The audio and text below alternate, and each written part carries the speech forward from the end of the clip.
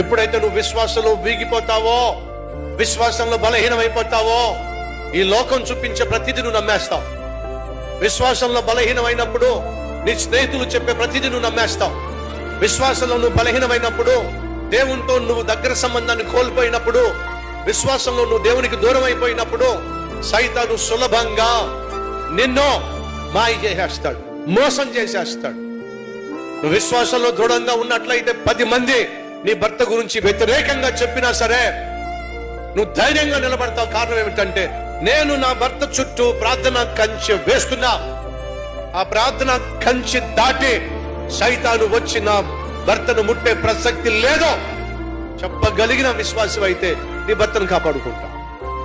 నేను నా బిడ్డల చుట్టూ ప్రార్థన కంచె వేస్తున్నా, ఆ ప్రార్థన కంచె దాటి సైతాను నా బిడ్డల్ని ముట్టడం సాధ్యం కాదు అని చెప్పగలిగిన ప్రార్థనా పరురాలు అయినట్లయితే నీ బిడ్డల గురించి నువ్వు అసలు భయపడాల్సిన అవసరం లేదు.